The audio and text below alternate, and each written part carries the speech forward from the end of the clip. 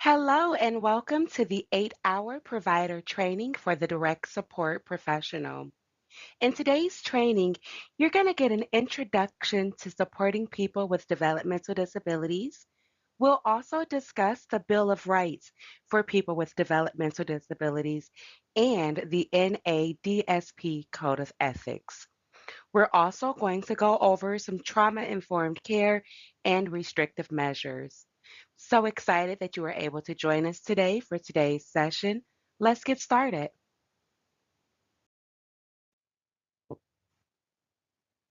Starting with an introduction to supporting people with developmental disabilities, we're going to look at people first language.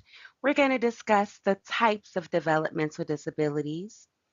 We'll dive into understanding Ohio's support system for people who have developmental disabilities.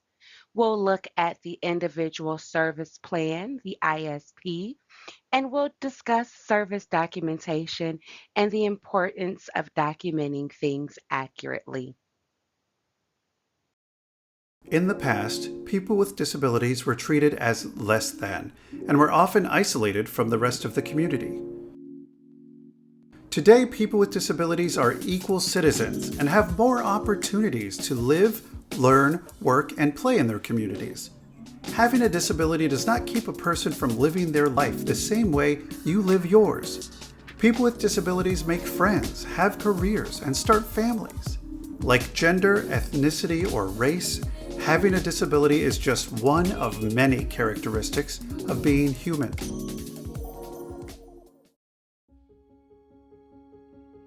The first thing to understand about communication is that it's way more than just words. You may find this surprising, but over 90% of our communication is without words. Communication is all around us. There's meaning in facial expressions, body position, and posture. Tone, volume, gestures, and touch all send a message. And that's just the tip of the iceberg. Let's broaden the definition even further, because really, all behavior is communication. Think about that. All behavior is a person trying to send a message. That message may or may not involve words. It's not always easy to figure out what a person is trying to say. But the first step is recognizing that everyone has a fundamental right to be respected and heard. When you start there, you begin to understand just how important it is to notice. Note the person's cues. Be curious and take wonder in the many ways a person is sending messages. Observe before responding. This means letting go of your agenda and respecting what their idea is in the moment and letting them take the lead. Take time to slow down, pause, or even wait to allow another person to process and form a response. Immerse yourself in the moment. Each and every interaction is an opportunity to join another person right then and there. Connect the dots. Consider the outside influences, environment, communication styles, and all of the information you receive from another person before reacting.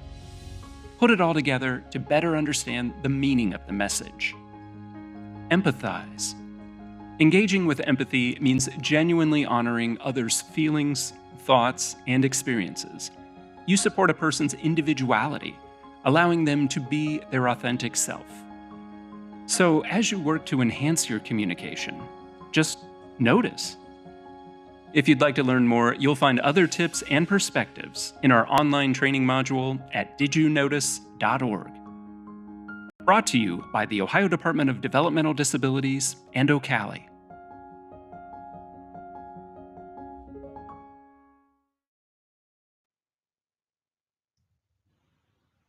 In section 1, we'll discuss people first language. We'll learn that words are important, and we'll also learn words and phrases to avoid.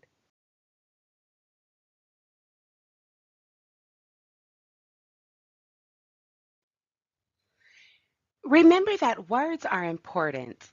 Jargon or special language says people with disabilities are different.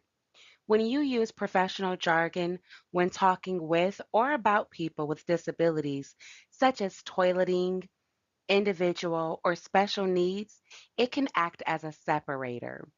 Instead, use everyday language, words, and phrases that you would use when talking about coworkers, friends, and your family. Be mindful of phrasing. You do not feed someone, you assist them with eating. Also, you do not bathe someone, you provide assistance with bathing.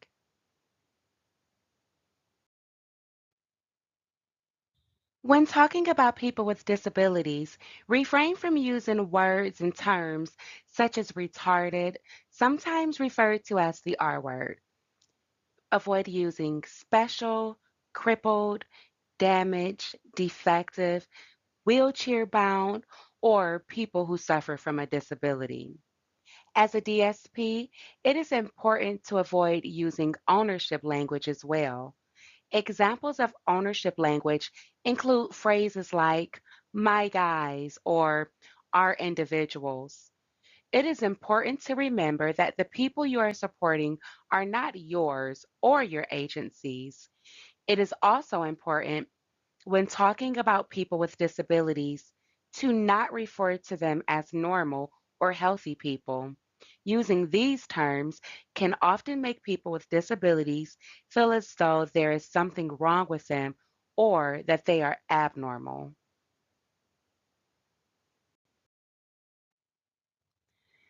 Instead, use people first language. When talking about people with a disability, first ask yourself if including the disability or diagnosis is even necessary. If it is, use people first language. As the term implies, say the person first and the disability second. Here are a few examples of people first language. People with developmental disabilities. Audrey has cerebral palsy. They have a learning disability. Herbert uses a wheelchair to get around. Dennis has autism. Carla has a brain injury. Friends, keep in mind that people with disabilities may choose to identify themselves using their disability first. Hey, this is their choice. As professionals, DSPs should use person first language and should not correct the people they serve on how they choose to identify themselves. So, what is a developmental disability?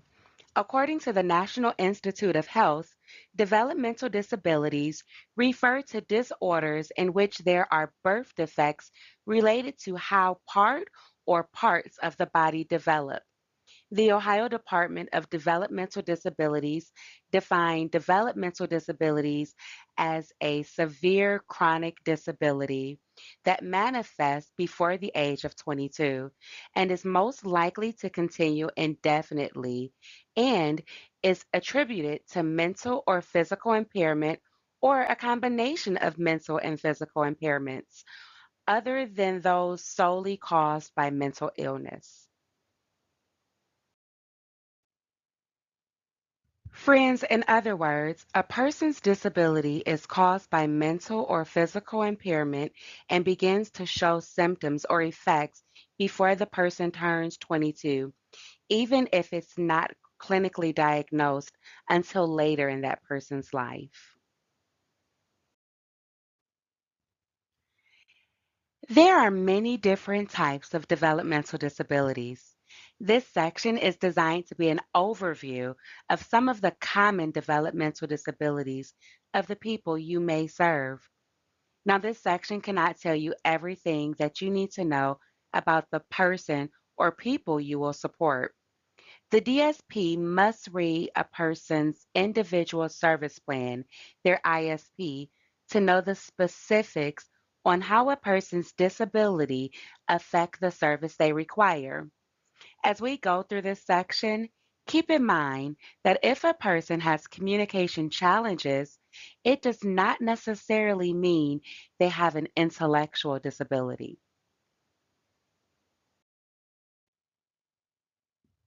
Autism spectrum disorder, ASD, is often referred to as autism. It can cause significant social and communication challenges. People who are on the spectrum can have a variety of different learning, thinking, and problem solving abilities. Some people with ASD need a lot of help in their daily lives, while others need less.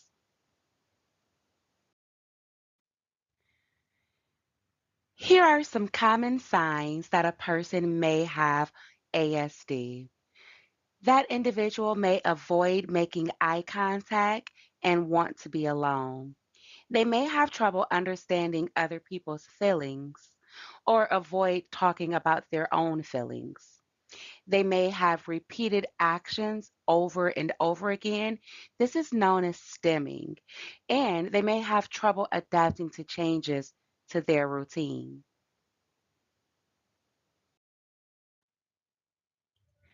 Not every person on the spectrum has difficulty with language and communication.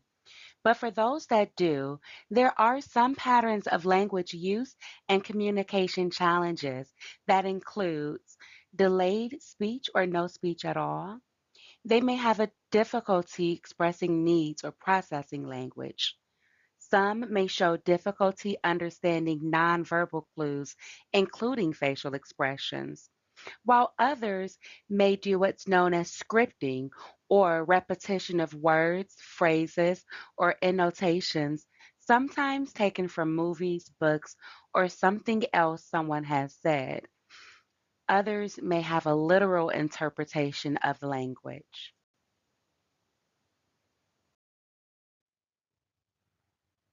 Cerebral palsy, or CP, is a group of disorders that affects a person's ability to move, maintain balance, and maintain posture.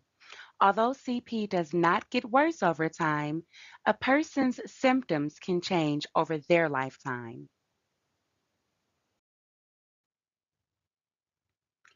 Some signs and symptoms of cerebral palsy may include stiff muscles, poor balance and coordination, and uncontrollable movements.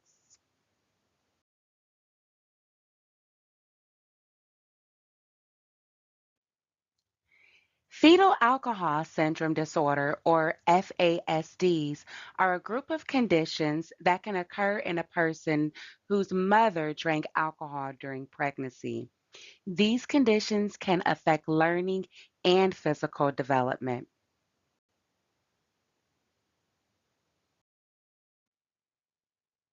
Here are some common signs and symptoms of FASD. Hyperactive behavior may be present. They may have a learning disability. Vision or hearing problems could exist. Problems with the heart, kidney, or bones, and a poor memory. Down syndrome is a genetic disorder caused when cell division results in an extra full or partial copy of chromosome 21. This extra genetic material causes the developmental changes and physical features of Down syndrome. People with Down syndrome have some of the same features, such as a short neck, short height, or poor muscle tone, yet each person with Down syndrome is unique. A person's intellectual and developmental issues may be mild, moderate, or severe.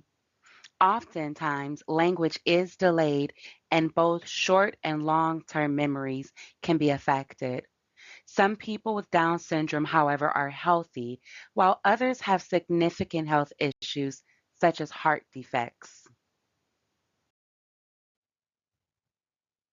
All right, let's review some of the information we've gone over thus far.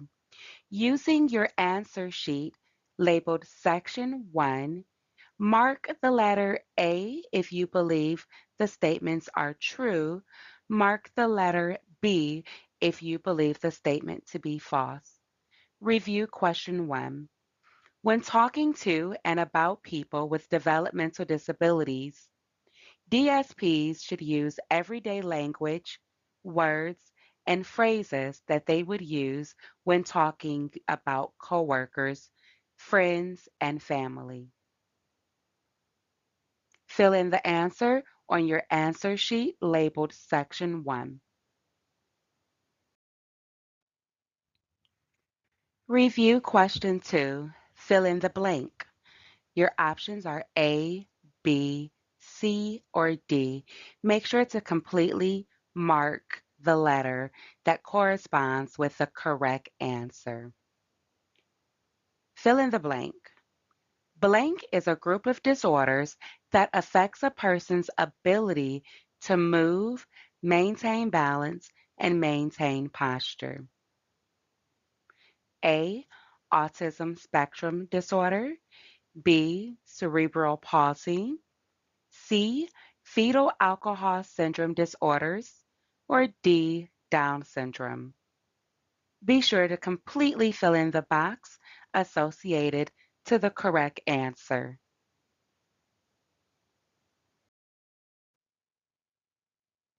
Review question 3. Fill in the blank. Signs and symptoms of blank may include avoiding eye contact, having trouble understanding other people's feelings, or having trouble adapting to routine changes. A. Autism spectrum disorder. B. Cerebral palsy. C. Fetal alcohol syndrome disorders. D. Down syndrome.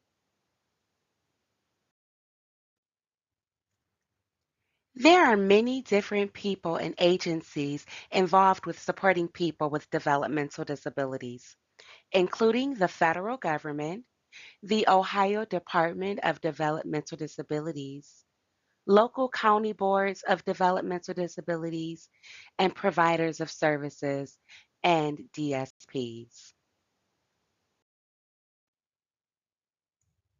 Most of the support and services received by people with developmental disabilities are paid through Medicaid waiver. A Medicaid waiver is a program that allows people with developmental disabilities to receive services in their home and community rather than a long-term care facility. Now, these waivers are paid through a combination of federal, state, and local dollars. So for every dollar spent, about 60 cents comes from the federal government, where the other 40 cents comes from either state or local county boards of developmental disabilities.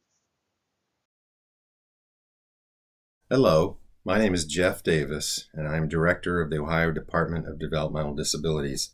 It's nice to be with you. I appreciate your sharing your time with me.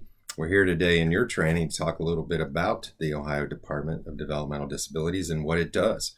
In Ohio, we're very lucky, I think, to have a single state agency that is created specific to the purpose of supporting individuals with developmental disabilities. That's unique. It doesn't happen across this country. But in Ohio, the wisdom is to have something, because we believe enough in the support system to have an agency dedicated to that purpose. And so what is it that we do? Well, overarchingly, we set vision. This is where we want our system to go. How do you best support individuals? And that's our goal. And so we'll, as we learn, we adapt, and we set the vision for our system. And behind that vision comes things like Ohio law, Ohio rules and regulations that we all follow, that we set in place so that we can help you on the ground, help our providers, help our county government partners put a system together that does the best it can. And so you'll see us in varying ways over time, whether it's through rules that you see, whether it's through the individual plans that you deal with, whether it's other regulations.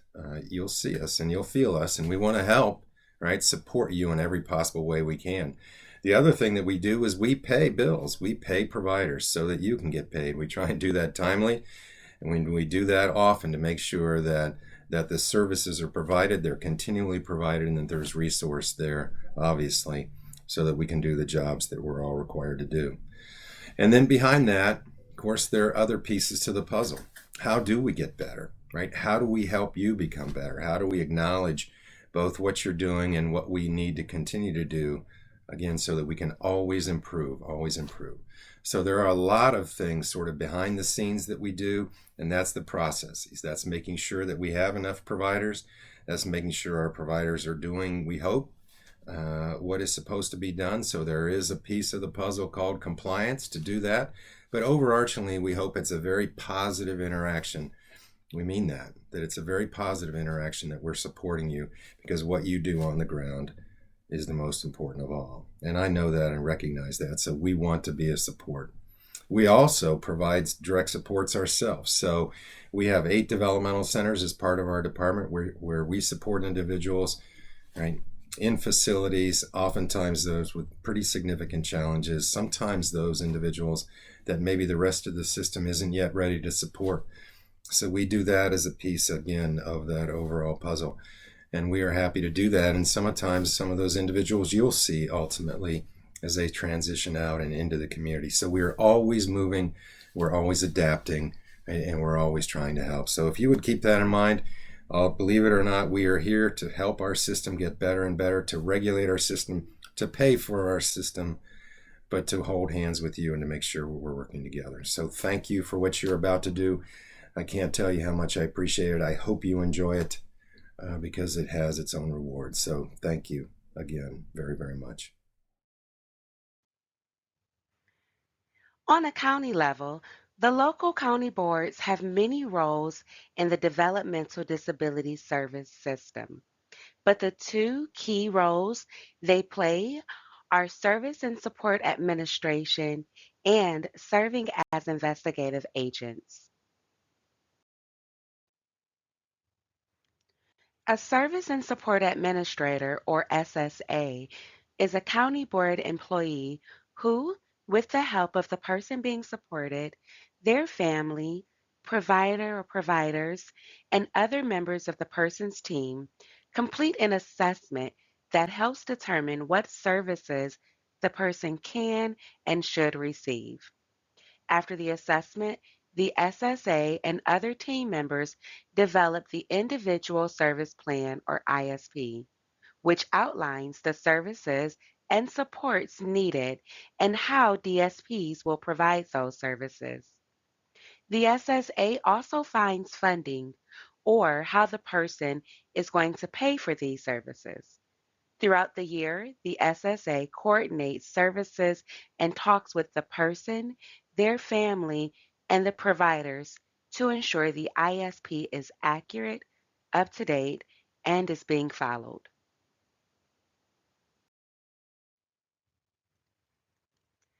An investigative agent, or IA, is an employee of a county board, council of government, or developmental center whose main role is to receive and investigate all reported major unusual incidents, also called MUIs.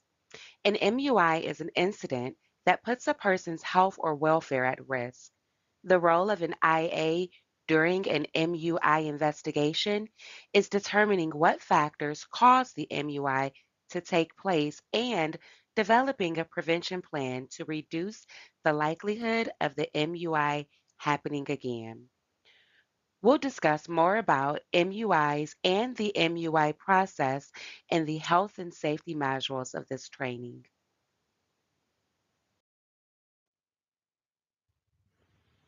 In Ohio's service system, there are 2 different entities that provide services to people with developmental disabilities: agency providers and independent providers. Agency providers are companies that have at least 2 employees, while independent providers work for and by themselves.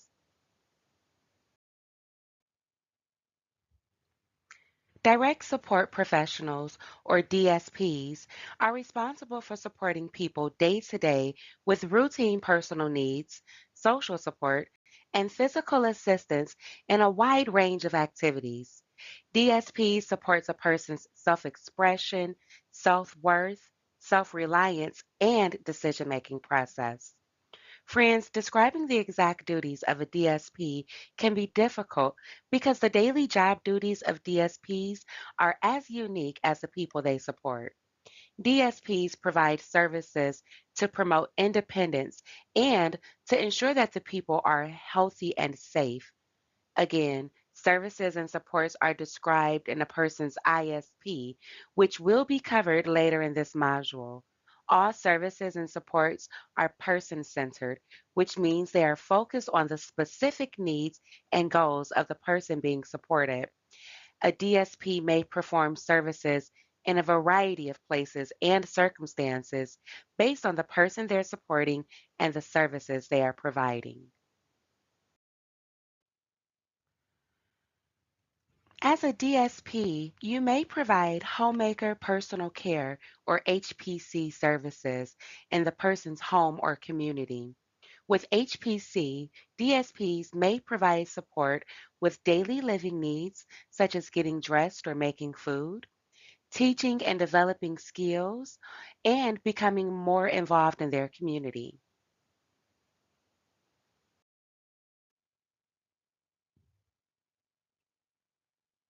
A DSP that provides adult day services or ADS can help the person or people they're supporting to learn about a variety of things and connect to the community in a meaningful way, including but not limited to meeting and talking with new people, activities in their communities, and available jobs in the area. From caregiving to connecting, the work of DSPs has evolved beyond providing basic needs and personal care as a caregiver and is now focused on DSPs seeing themselves as connectors who empower the people they serve in their everyday life and daily tasks. When in the community with the person you support, your actions can set positive or negative examples. For example, the person you are supporting can see you as a guide for how to act appropriately in different settings and situations. Your actions can also positively or negatively impact the perceptions of people in the community who interact with the person you are supporting. Another example would be if you are at the grocery store with the person you support and are walking in front of them.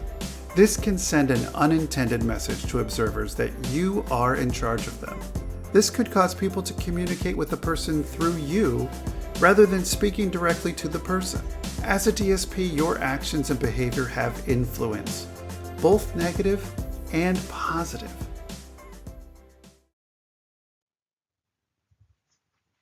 All right, friends, let's try some more review questions.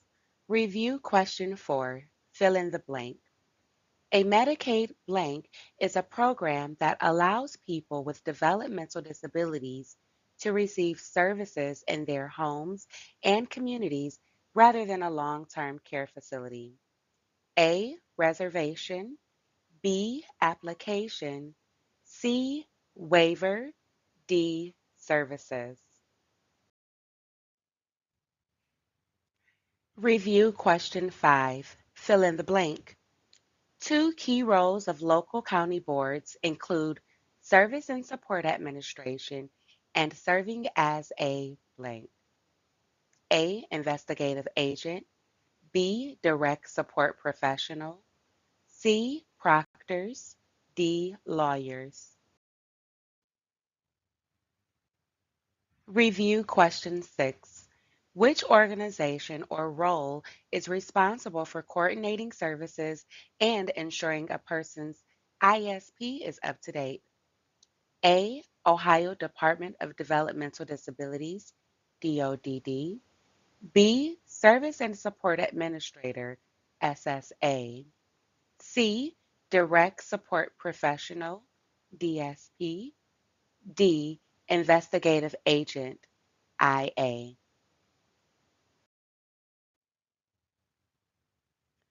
Review question 7.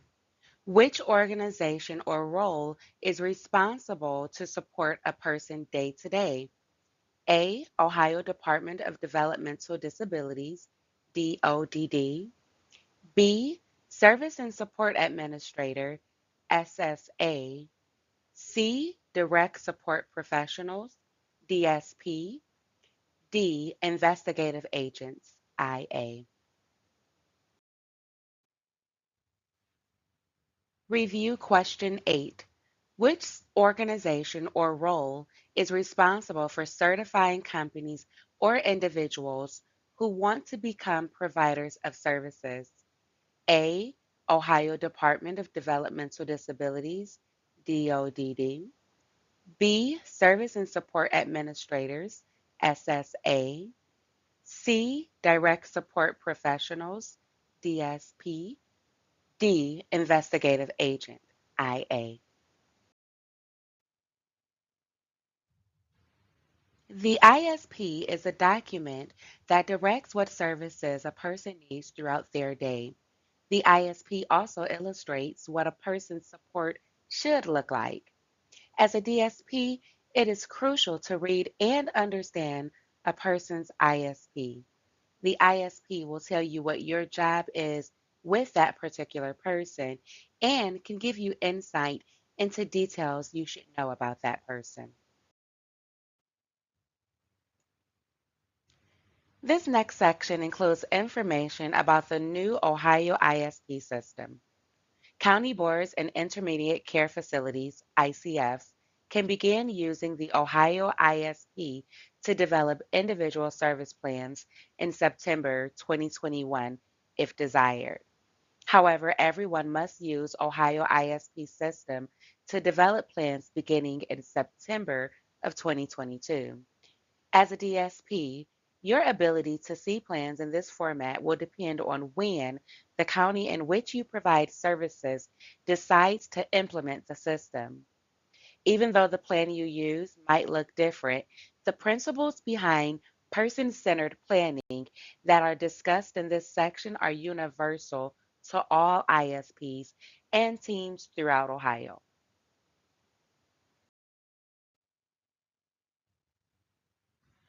A person's ISP shows their strengths and abilities, their communication method or style, what is important to and what is important for them, any physical or emotional risk, what the person's outcomes or goals are, specific supports to the person's needs or wants their DSP to provide, and any other important information a DSP may need to know. We'll review each of these sections, including examples you might see in the next few slides.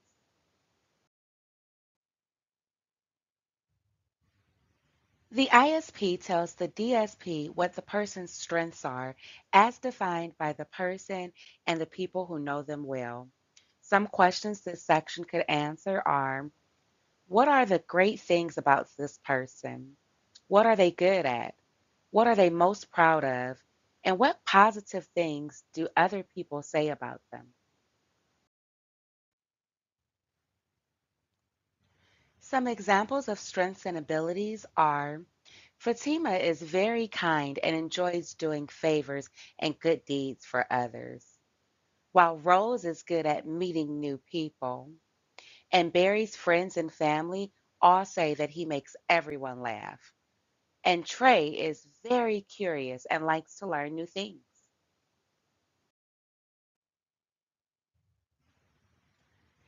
The ISP will tell the DSP the best way to communicate with the person and how the person usually communicates with others. A large part of being a successful DSP is establishing and keeping positive and respectful relationships. Understanding how to communicate with a person and how they communicate is a great first step towards building that relationship. Some examples of communication in the ISP are: Lamar always answers yes to yes or no questions, even if that's not what he wants or thinks. A better way to ask him questions is to list different options. Instead of asking, "Do you want to go to the store right now?" you could ask, "Would you like to go to the store, stay home, or go somewhere else?"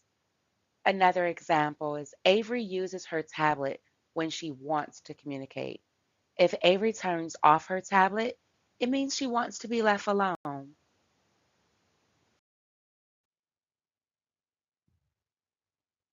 This section tells things in a person's life that makes them happy, content, and fulfilled. Things that you can find in this section includes specific people the person wants to be with or are in a relationship with, the things they do often or places they go regularly, their routines and rituals, or specific things in someone's day to day that bring them comfort, consistency, or a sense of control, things they like to have, or interests they want to pursue.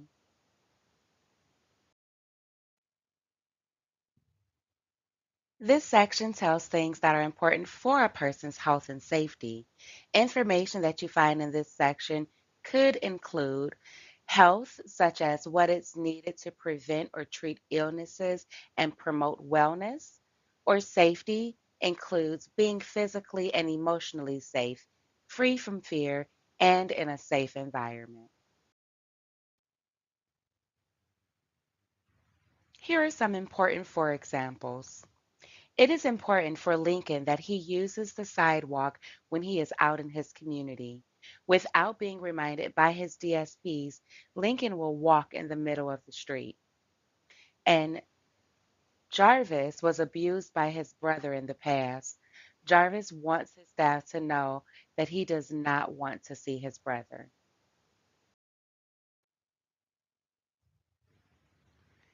This section explains any risk that a DSP should know about and tells how to support the person to minimize those risks. For example, Kate is a very trusting person, but sometimes that can lead to her getting taken advantage of. She will often give large sums of money to anyone who asks for it. Because of this, Kate and her team have decided that she should try to carry only $10 at a time unless she specifically asks for more.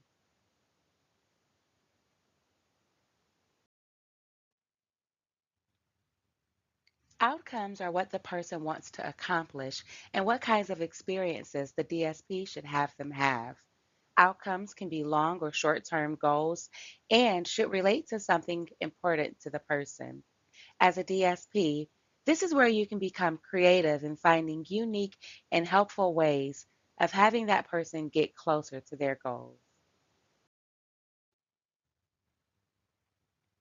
Here are some examples of outcomes. Mark's outcome is about having friends over for his favorite football team's game.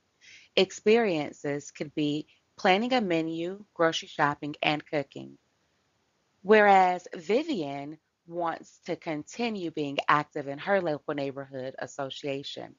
Later this year, she wants to run for vice president of the association. To prepare for this, she will get to know the bylaws of the organization, recruit at least 10 new members, and help with the association's fundraising efforts. And Braden's outcome is to become more creative and to meet people through art. He wants to view more in person art by seeing a different exhibition each month. He will also find and join a painting group and start an Instagram account. The specific support section is where the person's needs and wants their DSP to provide. This section contains instructions on how DSPs can be successful. For example, the support that Dan needs is help with bathing. Dan can turn on the water, get in on his own, and wash himself. Dan needs support with checking the water temperature and help getting out and drying off. Dan is able to pick up his clothes, but he does need help getting dressed.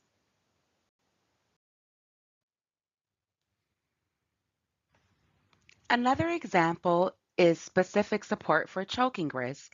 These instructions in a plan can be quite detailed and specific, but when they are not followed, it can lead to life threatening situations.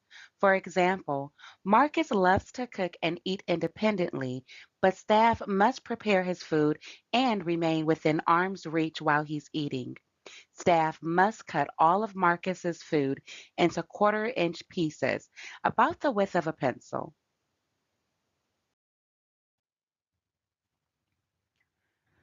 Friends, keep in mind the ISP provides direction for what the service a person is receiving should look like and gives insight into how to interact with the person and how they communicate. However, reading the ISP is only the first step in learning about the person or people you're supporting. You will learn more about them as you build a trusting, supportive relationship that allows them to fully express who they are and live the life they want.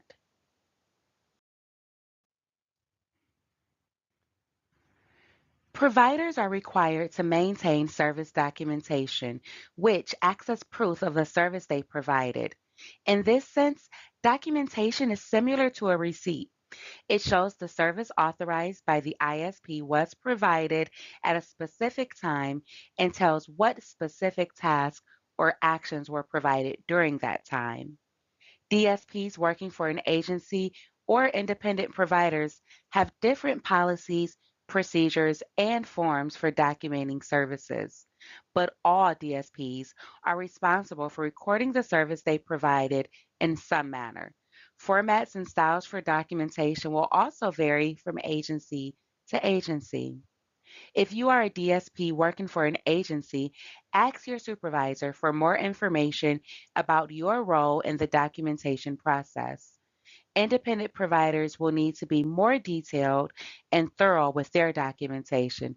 This topic is covered in the Bill and Services Documentation module.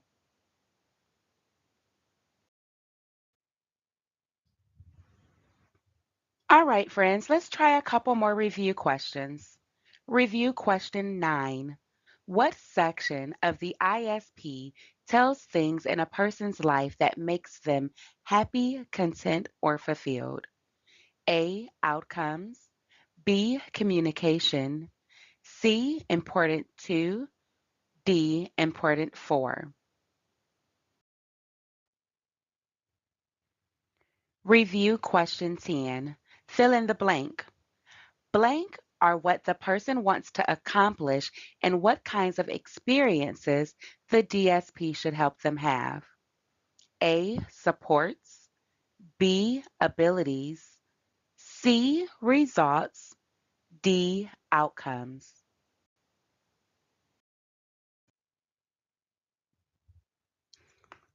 All right, in this section, we're going to discuss the Bill of Rights for people with developmental disabilities and the NADSP Code of Ethics that all direct support professionals should follow.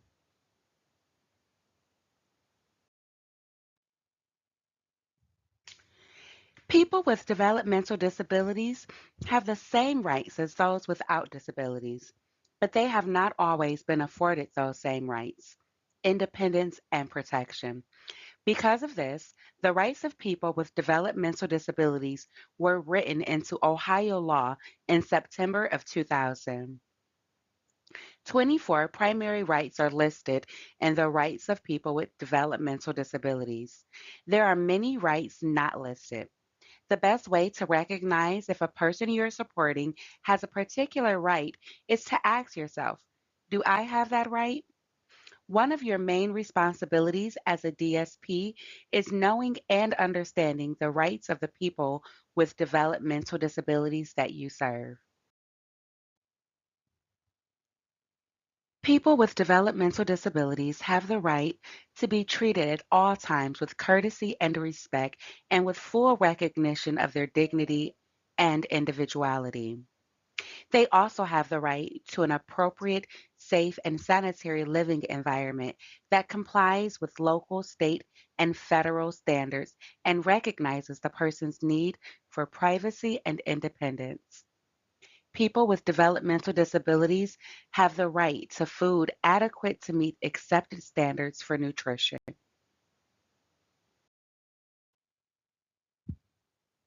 Like you, people with developmental disabilities have the right to practice religion of their choice or to abstain from the practice of religion at all. They also have the right of timely access to appropriate medical or dental treatment and to access the necessary ancillary services, including but not limited to occupational therapy, physical therapy, speech therapy, and behavior modification and other psychological services. People with developmental disabilities have the right to privacy, including both periods of privacy and places of privacy, to communicate freely with persons of their choice in any reasonable manner they choose, and to ownership and use of personal possessions so as to maintain individuality and personal dignity.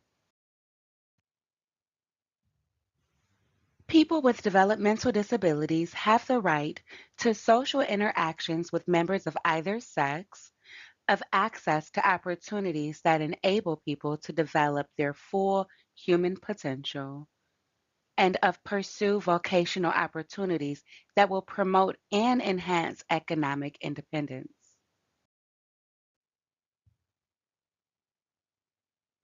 People with developmental disabilities have the right to be treated equally as citizens under the law, to be free from emotional, psychological, and physical abuse, and to participate in appropriate programs of education, training, social development, and habilitation in programs of reasonable recreation.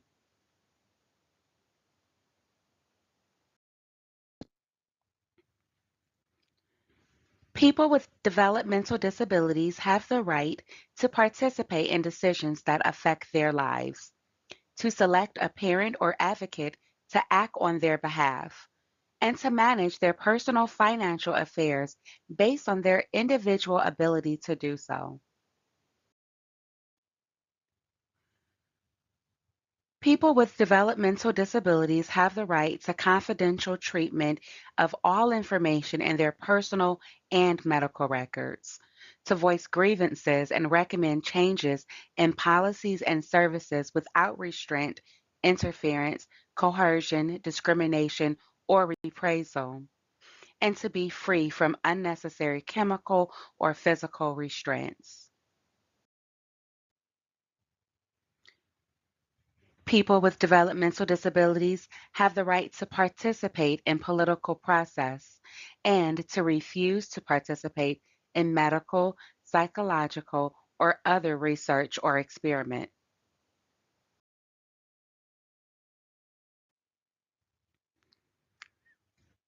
All right, friends, let's try a few more review questions. Review question 11. What is the easiest way to determine whether a person you are supporting has a specific right or not? A. Determine if they have a guardian. If so, ask their guardian what rights they have. B. Ask yourself, do I have this right? If you do, then so do they. C. Check to see if the right is listed on their ISP. D. Memorize the Bill of Rights. If it is not listed there, they don't have that right.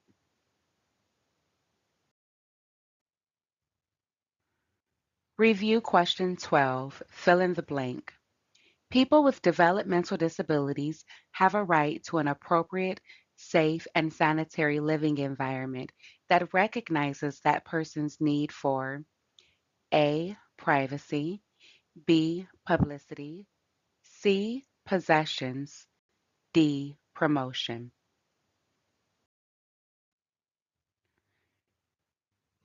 Review question 13. Fill in the blank. People with developmental disabilities have the right to receive appropriate care and treatment in the least blank manner. A. Intrusive, B. Distracting, C. Exciting, D. Dynamic.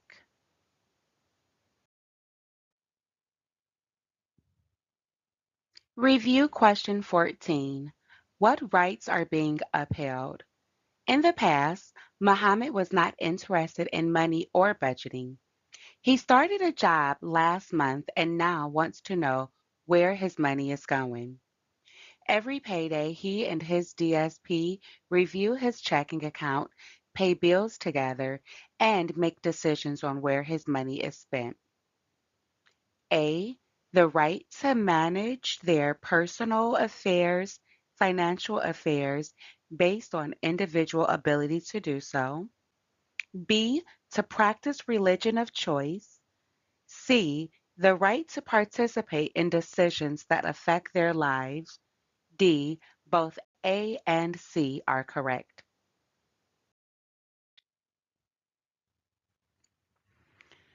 Review question 15. What rights are not being restricted? Jane is 28 years old and lives in an apartment with roommates. She spends a lot of her time on her tablet talking to her boyfriend. Her mom, who is Jane's guardian, does not like Jane's boyfriend and thinks she spends too much of her time talking with him.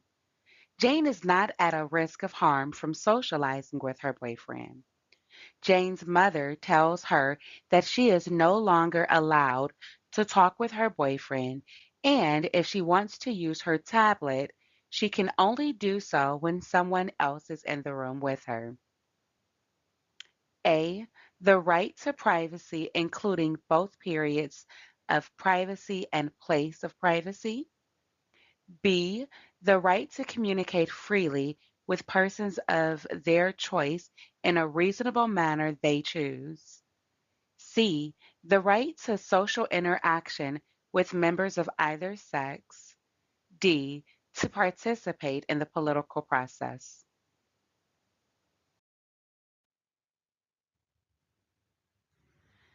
The Code of Ethics was developed by the National Alliance for Direct Support Professionals, also called NADSP.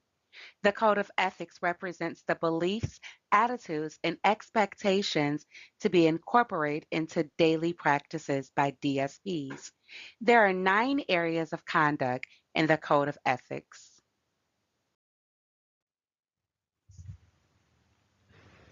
The 9 areas of conduct in the Code of Ethics are promoting physical and emotional well being, person centered supports, integrity and responsibility, confidentiality, justice, fairness, and equity, respect, relationships, self determination, and advocacy.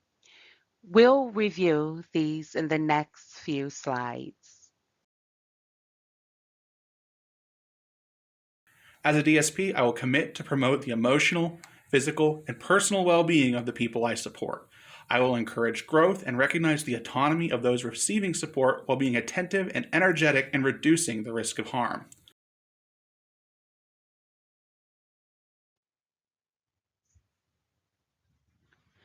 As a DSP, you will work with the team to prevent illness and to avoid unnecessary risk. You will assist the person you're supporting to understand their options and possible consequences that relate to their physical health, safety, and emotional well being. You will develop a relationship with the people you support that is respectful, based on trust, and that maintains professional boundaries.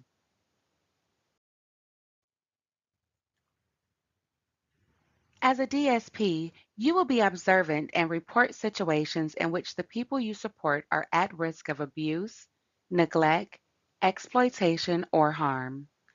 If restrictions are included in the person's support plan, work with the team to find alternatives that will reduce the use of restrictive measures from the person's plan.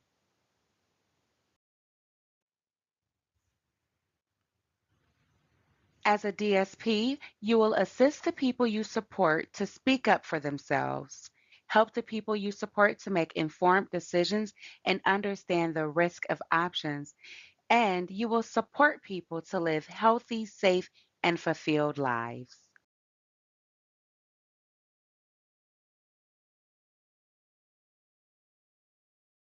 As a DSP, my first allegiance is to the person I support. All other activities and functions I perform flow from this allegiance.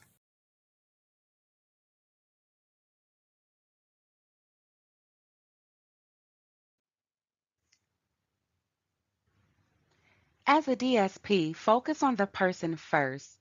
The unique circumstances, needs, gifts, preferences, and personality of each person must be the primary guide for supporting them. Be flexible, creative, and committed to the people you support, and always seek their opinions. Never dismiss a person's wishes, dreams, or goals, and do not force your opinions or values on anyone you support. As a DSP, I will support the mission and vitality of my profession to assist people in leading self directed lives and to foster the spirit of partnership with the people I support, other professions, and the community. As a DSP, you will be aware of your own values and assure that they do not affect your professional decisions. Assume responsibility for the choices and decisions you make. You will look for help when you are not sure what the right decision is. And you will realize your ability to show those in the community what the people you support have to offer. Be consistent with the people you support and the service you provide.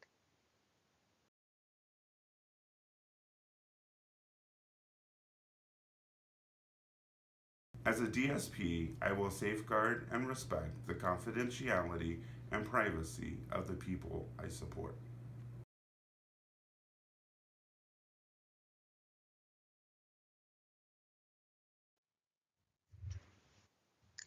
DSPs have access to personal and private information about the people they support. There are confidentiality laws, both federal and state, that you must follow.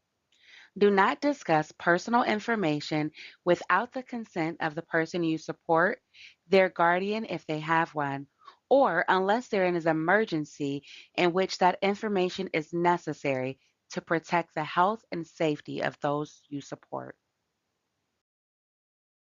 As a DSP, I will affirm the human rights as well as the civil rights and the responsibilities of the people I support.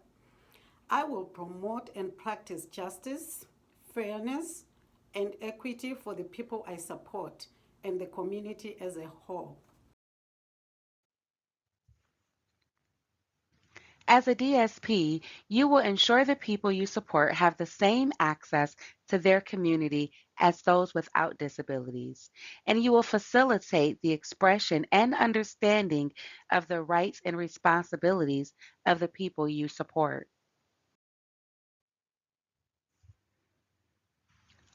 Part of the job as a DSP is to help the people you support to not only express their rights, but to understand the natural consequences of their actions. For example, John tells his DSP he does not want to go to work. As a DSP, you should support him to realize that it is his right not to go to work, but that he also has a responsibility to pay his bills. And if he doesn't go to work, there are natural consequences he may not like.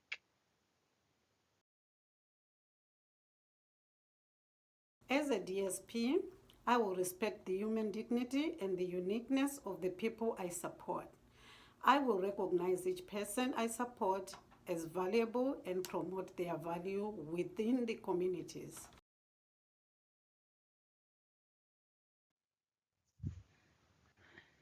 As a DSP, you will seek to understand the people you support in the context of their personal histories, their social networks, and their hopes and dreams for the future. You will understand that the people you support are individuals with their own histories, families, and interests. And you will respect the people you support who have different cultural backgrounds, values, and beliefs.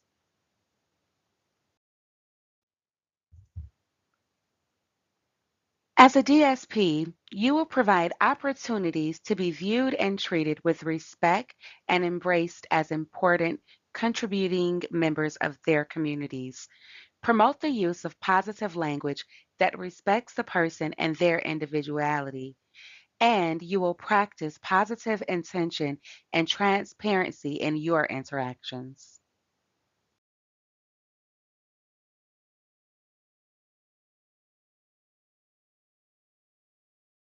As a DSP, I will assist the people I support to develop and maintain relationships.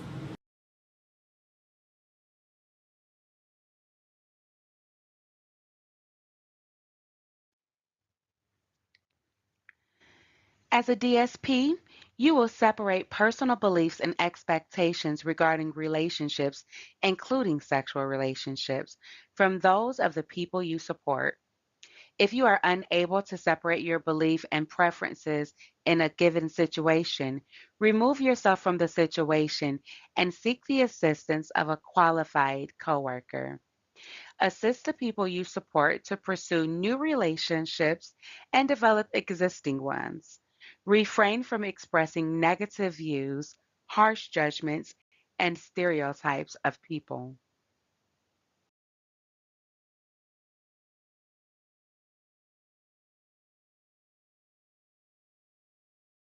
As a DSP, I will assist the people I support to direct the course of their own lives.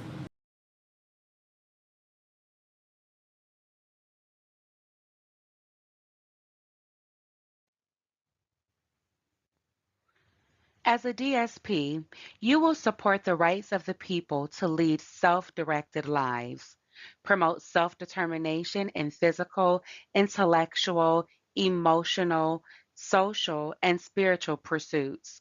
You will honor a person's right to dignity of risk and to help the people celebrate, accept, and learn from life's experiences.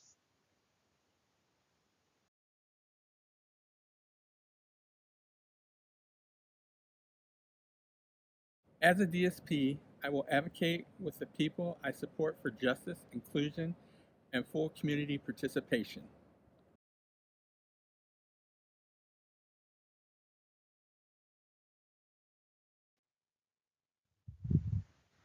As a DSP, you will support people to speak for themselves and offer your assistance when needed. You will promote and protect the rights of the people you support and offer assistance to understanding their rights. You will recognize that those who victimize people with disabilities must be held accountable.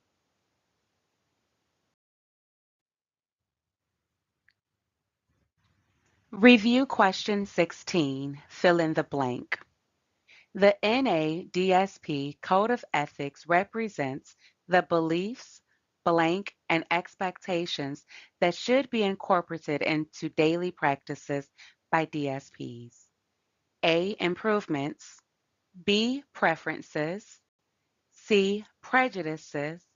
D. Attitudes.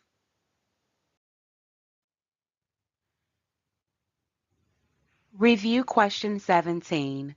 True A or false select B. DSPs should never dismiss a person's wishes, dreams, or goals.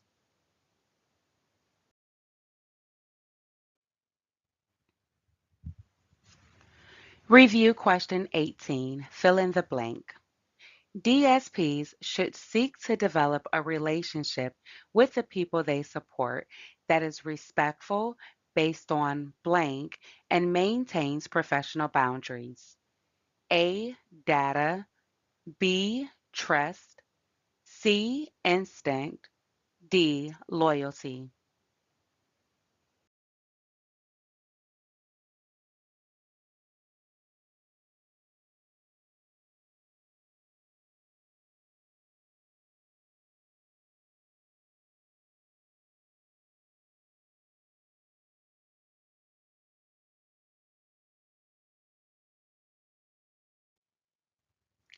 Review question 19. Select the tenet of the COE this right is most closely connected to. People with developmental disabilities have the right to confidential treatment of all information in their personal and medical records. A. As a DSP, I will safeguard and respect the confidentiality and privacy of the people I support. B. As a DSP, I will advocate with the people I support for justice, inclusion, and full community participation. Review question 20. Select the tenet of the COE this right is most closely connected to. People with developmental disabilities have the right to participate in decisions that affect their lives. A, as a DSP, I will assist the people I support to direct the course of their own lives.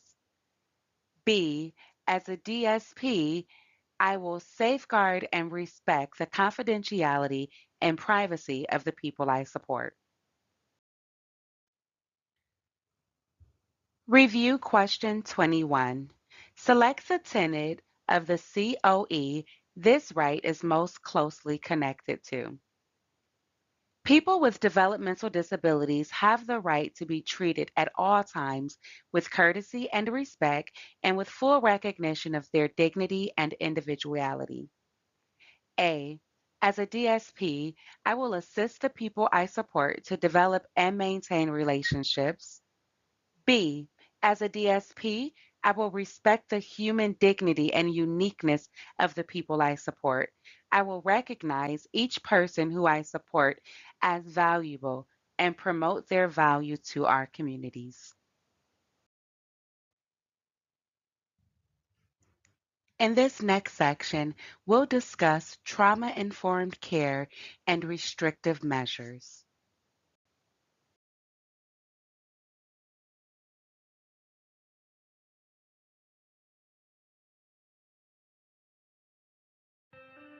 What is trauma? Trauma is the result of stressful events that damage a person's sense of security.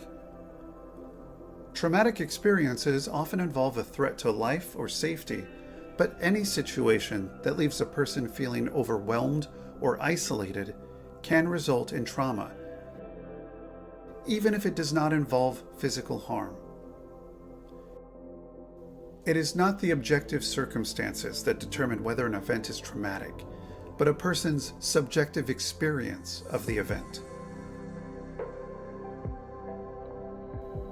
Trauma can be caused by a single event, such as an injury, death of a loved one, violent attack, or an accident, or ongoing stress, such as having a life-threatening illness, bullying, domestic violence, or neglect. Trauma in people with disabilities. People with developmental disabilities experience significantly higher rates of trauma than the general population. Many are considered vulnerable, meaning they are more susceptible to physical, emotional, or financial injury from other people. Many have been teased or bullied at some point in their lives. They are called the R word and other offensive names, or have been made to feel left out or ignored. They are also more likely to be physically or sexually abused. Other common factors that can expose people with developmental disabilities to higher rates of trauma include: they may have been taught to comply with authority figures and do as they are told without question. They are dependent on caregivers for a longer time. They are sometimes impaired in their ability to communicate or in their mobility. Those with intellectual delays may not understand what is happening in abusive or exploitive situations, or the signs of abuse or trauma are attributed to the person's disability and ignored.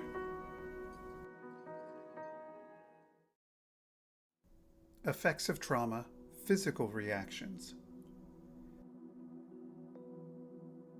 Physical reactions can include aches and pains, health problems, fatigue,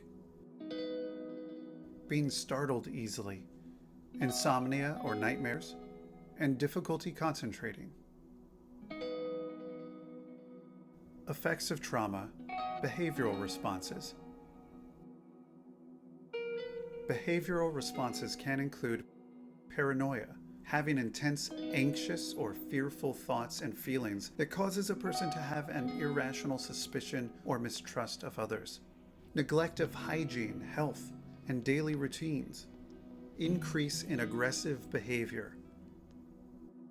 And self-destructive behaviors, such as eating disorders, alcohol and drug abuse, self-injury, and suicide attempts. Effects of trauma, emotional symptoms.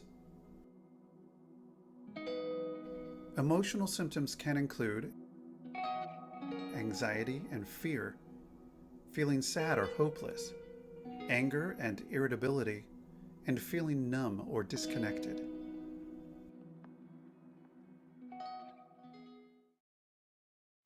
These days, trauma is a word that is thrown around a lot.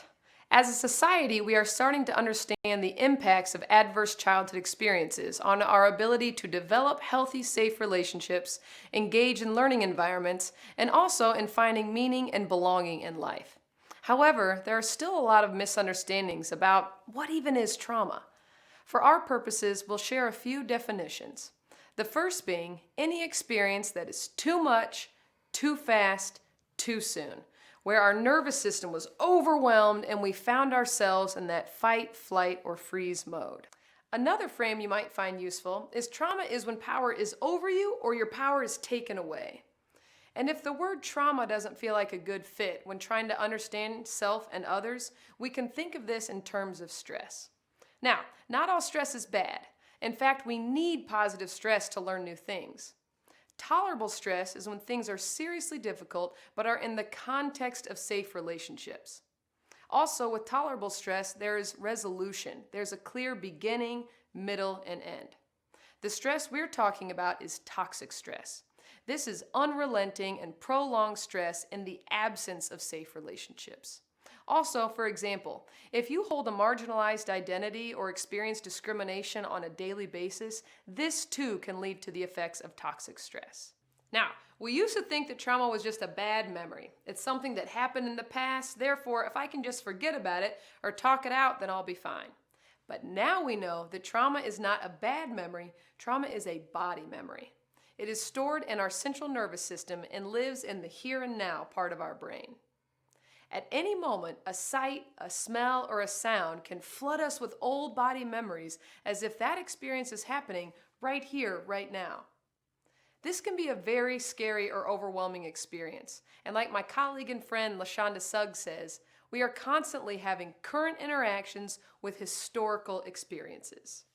What happened to us in the past lives within our body memories, and those memories tell us if we are safe or unsafe. One of the biggest myths that we hear a lot is, oh, she was too young to remember the trauma, so it can't be impacting her today. However, we know that before the language center of the brain develops, we have what is called implicit memories. These are unconscious memories that are felt in the body and that do not have a conscious or factual story connected to them. These unconscious memories affect our behavior, and we will experience sensations and react to those sensations and not know why. My mentor, Mary Vicario, says that whatever we did to survive the trauma, the fighting, running, freezing, all of these were behaviors that kept us alive. However, when the threat is over, we often see these survival strategies at work. So let's break that down a bit. First of all, what do we even mean by trauma symptoms? We can start to understand this in terms of the fear cascade. We used to say fight or flight as a shorthand way to describe what happens when we're under extreme stress. Now we know that the fear cascade is much more expansive. One of the first things we do when we're triggered, when we perceive threat, is we'll flock to safe people. If we don't have safe people, we will flock to unsafe people because unsafe connection is better than no connection. We are social beings and we need connection with others for our survival. If we don't have others to flock to, we will flee or run. We'll get the heck out of here. And if we can't flee, we put up our defenses and we fight. Fighting can look like physical aggression or even verbal aggression. If we can't fight, we freeze. And if freezing doesn't help us feel safe or ward off the danger, the left side of our brain will go dark and we'll dissociate or submit. What submission looks like verbally is appeasement. This fear cascade describes 3 stages of mobilization, the ability to move our body in response to danger, and 2 phases of immobilization. That's that freeze or submit. It's important to note that these are not choices coming from our thinking brain. These are reactions to overwhelm, and they're all attempts to find safety. So using this lens, let's look at some behaviors that fall into these categories.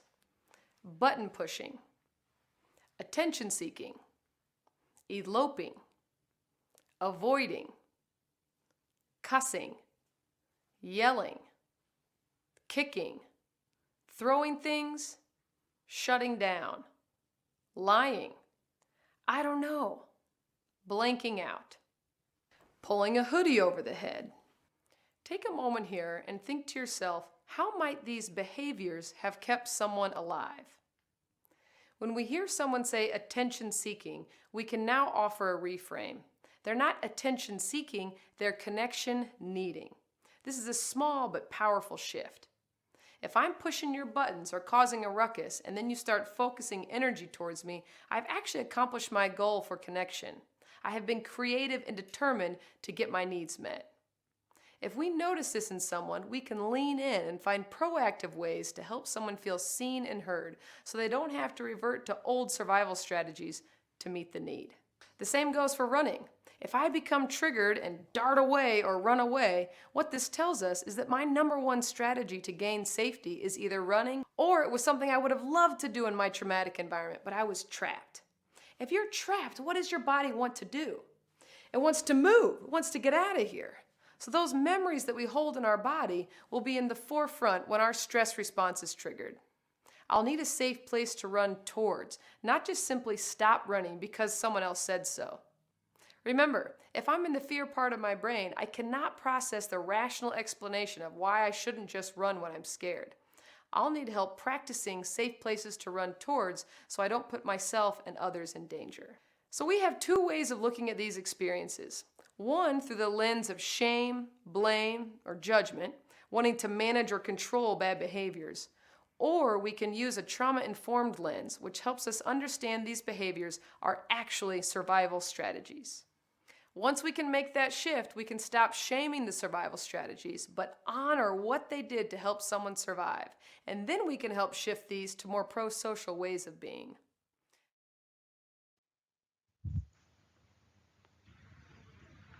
Trauma-informed care is a set of practices developed specifically to support groups of people with high incidence of trauma in their lives, like those with developmental disabilities.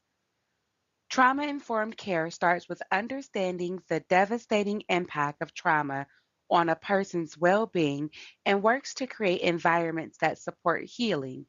To move past trauma, people need an ongoing sense of safety, connection to others they can trust, and a sense of empowerment.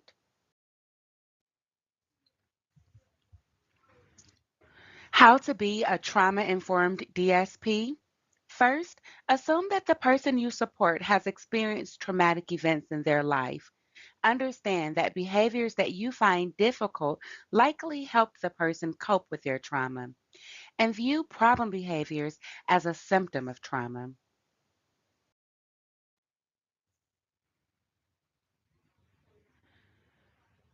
Also, be kind and understanding. Provide an ongoing opportunity for communication and provide options and choices. Finally, help people strengthen their connections with others.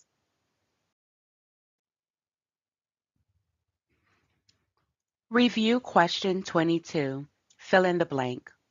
Trauma is the result of stressful events that damage a person's sense of blank. A. Tradition. B. Security. C. Significance. D. Awareness.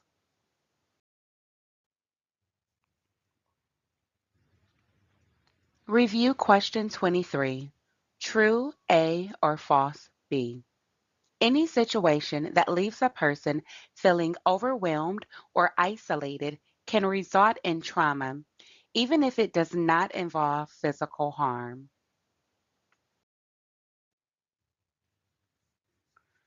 Review question 24. Trauma can be caused by A. An injury, B. Ongoing stress, C. Bullying, D. All of the above. Positive behavioral strategies. Positive behavioral strategies are proactive approaches to changing challenging behavior. Some examples of positive behavioral strategies are pre-correcting, prompting, and nonverbal signals. Positive behavioral strategies encourage you to see behavior as a form of communication. Every behavior sends a message about what a person needs. Some messages are easy to read, some need more deciphering. Instead of reacting to challenging behaviors, you can proactively reduce them. Here's how positive behavioral strategies can help DSPs do that. Help build a trusting relationship between DSPs and the people they support.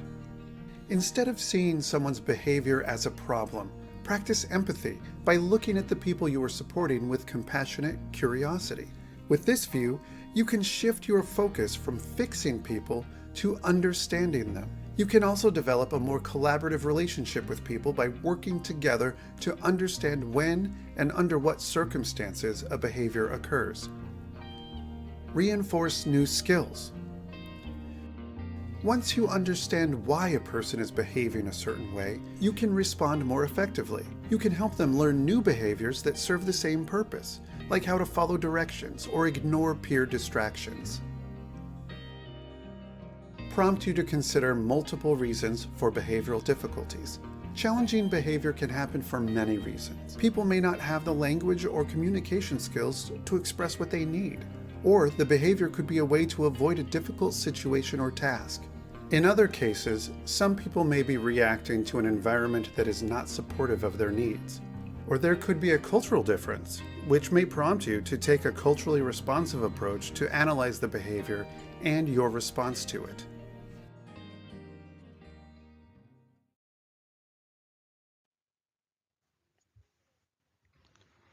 In the past, the first choice in addressing risky behavior for people with developmental disabilities often included techniques like denying food, applying restraints, or using medication to control a person.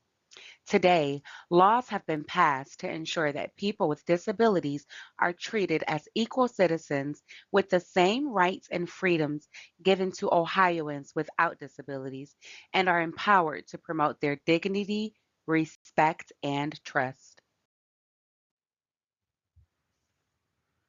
Some people with developmental disabilities have behavior support strategies in place to help support and protect them. These strategies may include restrictive measures, and it is important to consider what you have learned about trauma informed care when supporting people who require those measures to be used. A restrictive measure is a method of last resort used to keep people safe, such as restraints, timeouts, or restricting a person's rights.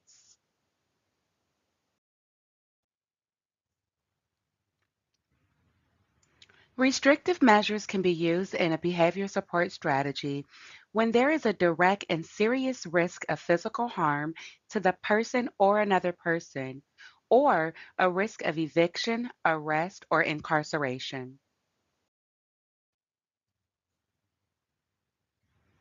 Ohio's rule governing behavior support strategies that include restrictive measures provides instructions about how you, as a DSP, can and cannot do, and what you should and should not do based on any behaviors that you may see. Prohibited measures are actions that a DSP under no circumstance can take. The following actions are all prohibited measures and should never be utilized while you are supporting someone.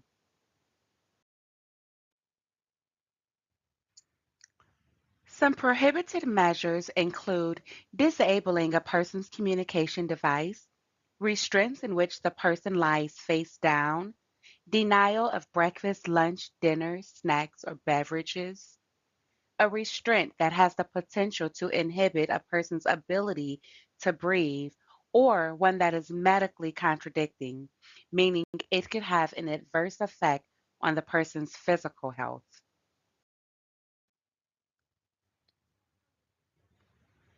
Other prohibited measures include placing a person in a room with no light, subjecting a person to damaging or painful sounds, the application of electronic shock to a person's body, and subjecting a person to any humiliating or derogatory treatment.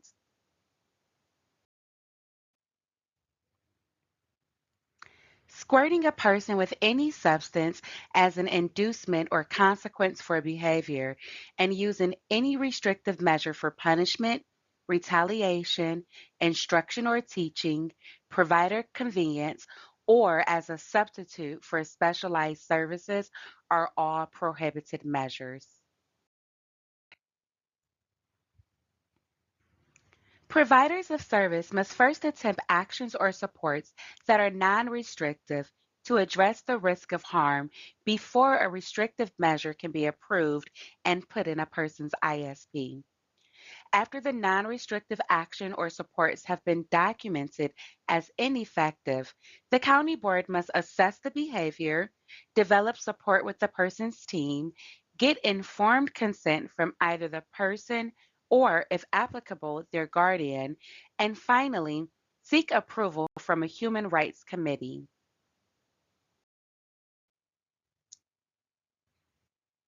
After the non-restrictive actions or supports have been tried and failed, the county board must assess the behavior, develop the restrictive measures with the person's team, get informed consent from either the person or, if applicable, their guardian, and finally, seek approval from a human rights committee. Next, we'll learn about the types and limitations of restrictive measures.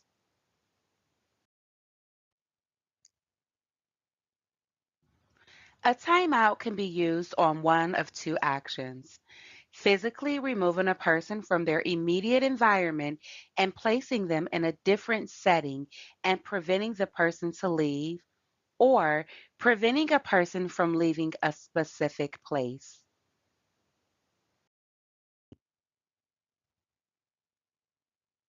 A restriction of a person's rights is any restriction that impinges upon the rights of people with developmental disabilities as listed in the Rights of People with a Developmental Disability.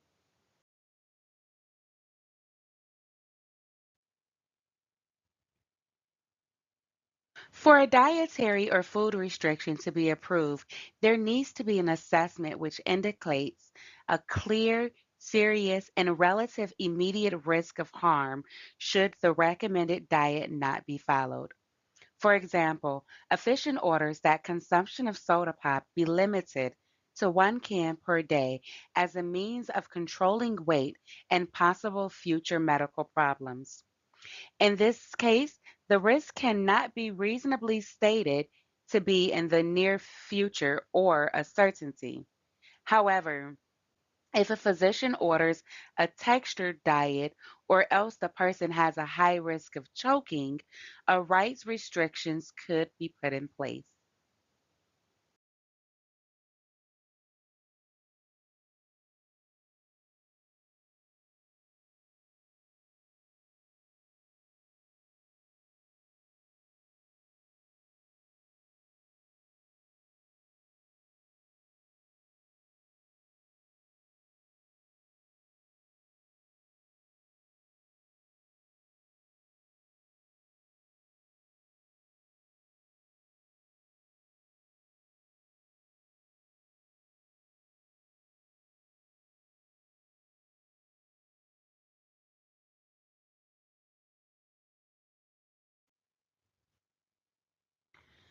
A manual restraint is a hands-on method that restricts the head, neck, one or more limbs, or the entire body using enough force to cause the possibility of injury.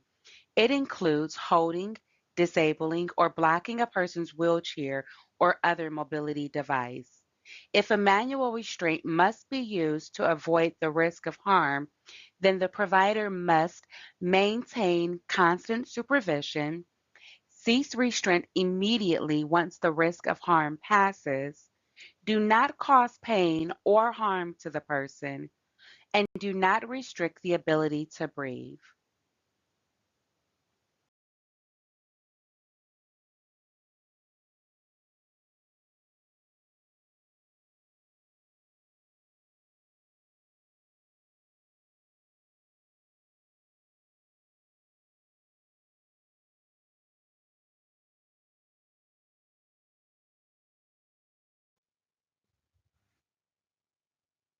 In a crisis or emergency, restrictive measures may be needed to ensure a person's health or safety. For example, to prevent a person from being hit by a car, a DSP uses a safe, manual hold to stop them from falling into a busy street. In ensuring the person's safety, the DSP has used a restrictive measure not written in the person's ISP. Anytime a restrictive measure is used without HRC approval, the incident must be documented and reported as an unusual or major unusual incident. Court ordered restrictions are not considered restrictive measures for purposes of behavior support planning and are not subject to HRC review. However, care must be taken to ensure the actions used to support or implement the court order are not restrictive.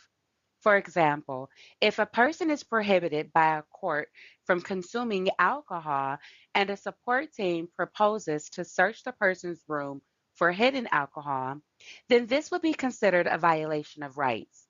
The court could simply order the prohibiting of alcohol use, not to search the person's room.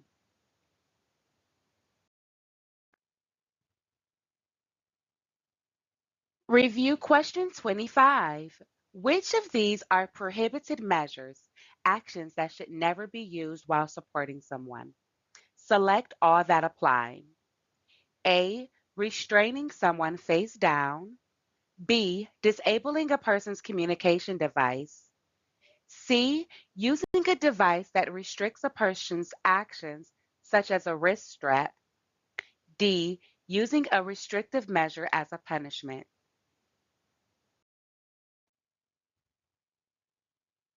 Review question 26. Fill in the blank. A blank restraint is a medication prescribed to control or alter specific behavior. A. Chemical. B. Mechanical. C. Manual. D. Time.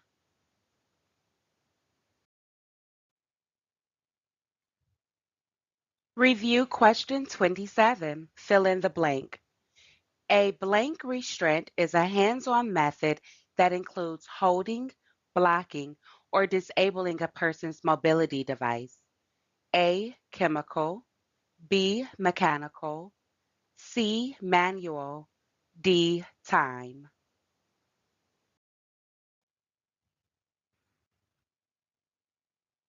Review question 28. True A or false B. In a crisis or emergency, a restrictive measure may be needed to ensure a person's health or safety. This is called unapproved behavior support. Scenario: Christina. Christina has been arrested multiple times for shoplifting. The court has warned her that if it happens again, she may go to jail and orders her not to put herself in a position to shoplift again. Christina and her team meet to discuss why she is feeling the need to shoplift and looks for causes. To better support Christina, the team decides to convert her weekly spending money to daily spending money. Christina will also attend weekly impulse control support group meetings. The team updates her service plan to reflect the new supports. A few weeks later, Christina shoplifts again, and it is clear that the non-restrictive measures that the team put into place are not working. The team proposes a one-on-one supervision level for Christina when she is in the community to ensure she does not shoplift, which goes beyond the original court order. This restriction is a rights restriction. Christina agrees to the measure, and the team submits justification for the restrictive measure to the HRC. After the HRC approves the measure, Christina's SSA updates her service plan to reflect the restrictive measure and trains her DSPs on the new support. Every 90 days, this restrictive measure is reevaluated by the HRC to ensure it is still needed or if it can be discontinued. Scenario: Hannah. Multiple incident reports show that a person you support, Hannah, is banging her head against the walls of her home, causing bruises, cuts, and other injuries to her head and face. Hannah and her team meet to review the reports and look for possible causes for her behavior. Hannah and her team revise her service plan to include positive behavioral support strategies and non-restrictive measures to support her, including verbal redirection. Verbal redirection includes using a calm tone, neutral body language, and clear, concise instructions, telling the person exactly what they are doing incorrectly and what they should be doing instead. A few weeks later, it is clear that these supports are not working, as she continues to hurt herself. Hannah's SSA seeks feedback from other team members, including Hannah's physician. An assessment is completed to define the targeted behavior, analyze the information, and determine the reason for the behavior. Hannah's physician recommends that Hannah wear a soft helmet, considered a mechanical restraint, as soon as she begins to hit her head against the wall. To start using the helmet, the SSA must receive informed consent from Hannah's guardian and approval from the local Human Rights Committee, or HRC. After Hannah's SSA receives consent from the guardian, the SSA submits the informed consent documentation, which includes important information gathered by the DSP, including incident reports and data showing that non-restrictive measures were tried and failed, to the HRC. The HRC approves the use of the restrictive measure, the helmet. Hannah's plan is revised, and Hannah's DSPs are trained to use the helmet. Every 90 days, this restrictive measure is reevaluated by the HRC to ensure it is still needed or if it can be discontinued.